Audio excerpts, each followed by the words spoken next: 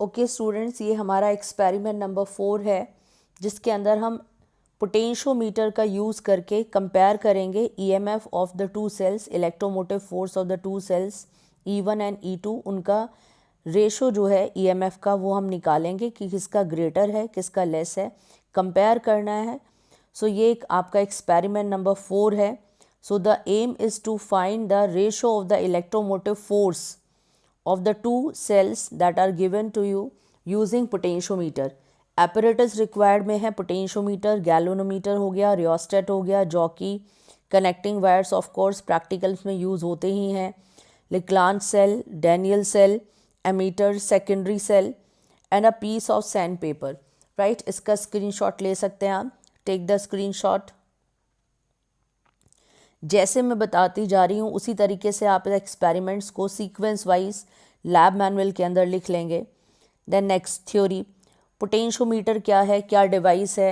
सो आप जानते हैं potentiometer is a device that is use to find the potential difference और EMF of a cell accurately because it doesn't draw any current from the cell and gives the accurate value of the EMF or potential difference of the cell. So हम दो sales लेंगे E1 E2 जो कि diagram में भी दिख रहे हैं आपको फॉर्मूला, उनका रेशो कंपेयर करेंगे कि EMF का रेशो क्या आएगा। जो बैलेंसिंग लेंथ का जो रेशो होता है उसके रेशो के इक्वल वो आता है। तो ये पूरा हमें थ्योरी में लिखना पड़ेगा। आप स्क्रीनशॉट ले लीजिए इसका, टेक द स्क्रीनशॉट, और फिर मैं आपको बताती हूँ। ज़्यादा लेंदी प्रैक्टिकल नहीं है, ठीक है, एक सिंपल सा प्रैक्टिकल है। बस ये आपको सर्किट डायग्राम ध्यान रखना होगा। ये पोटेंशियोमीटर है, एक लॉन्ग पीस ऑफ वायर को हमने यूनिफॉर्म 1 मीटर के वायर्स में कट कर दिया है और उनको साइड बाय साइड रख दिया है। They are connected at the end with the help of the strips, ठीक है। और जो मेन सर्किट है उसके अंदर एक long piece of wire that is cut into several pieces along with the main cell, rheostat, ammeter भी लगाते हैं इसके अंदर हम, ठीक है, एंड की कनेक्टेड है। देन दो सेकेंडरी सेल्स हैं E1 एंड E2 जिसका हमें EMF कंपेयर करना है, और 3 प्लग वे की हमने ये कनेक्ट की है। एक बार 1 और 3 टर्मिनल्स को ज्वाइन करेंगे तो E1 वाला जो EMF है, जॉकी को स्लाइड करेंगे वायर्स के ऊपर तो उसका नल पॉइंट आएगा। बैलेंसिंग लेंथ नोट कर लेंगे L1। सिमिलरली हम उसी वैल्यू ऑफ रियोस्टेट पे E2 को फिर हम कनेक्ट करेंगे, यानी कि 2 और 3 वाले टर्मिनल्स को कनेक्ट करेंगे। अब सेल E2 कनेक्ट हो जाएगा, E1 डिसकनेक्ट हो जाएगा, सेकेंड वाली रीडिंग निकालेंगे L2। तो ये सर्किट डायग्राम होगा जो हमें ड्रॉ करना होगा। NCERT का ही सर्किट डायग्राम है, वेरी सिंपल सर्किट डायग्राम जो कि थ्योरी के लिए भी एक्सट्रीमली इम्पॉर्टेंट है, राइट।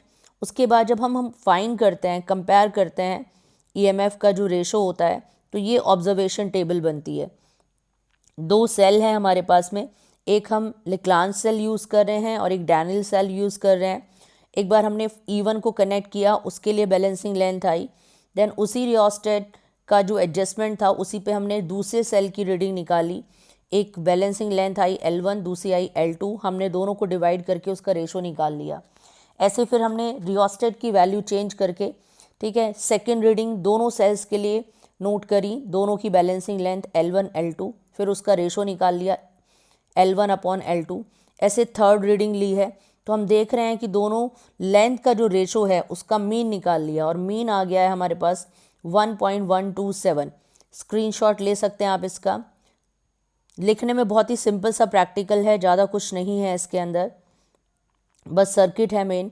और रिजल्ट में आप लिख देंगे कि the ratio of the E1 E2 is 1.127। तो हमने दोनों सेल का रेशो जो है फाइंड कर लिया है। And you can take the screenshot of the result and the precautions. Take it fast. एक शॉर्ट वीडियो रहेगा, ज़्यादा कुछ नहीं है इसके अंदर, स सिंपल एक्सपेरिमेंट। आप बहुत आसानी से इसको लिख सकते हैं। होपफुली आपने स्क्रीनशॉट ले लिया होगा इसका। सो ये आपका एक्सपेरिमेंट था पोटेंशियोमीटर को लेकर। Thank you so much for watching this video.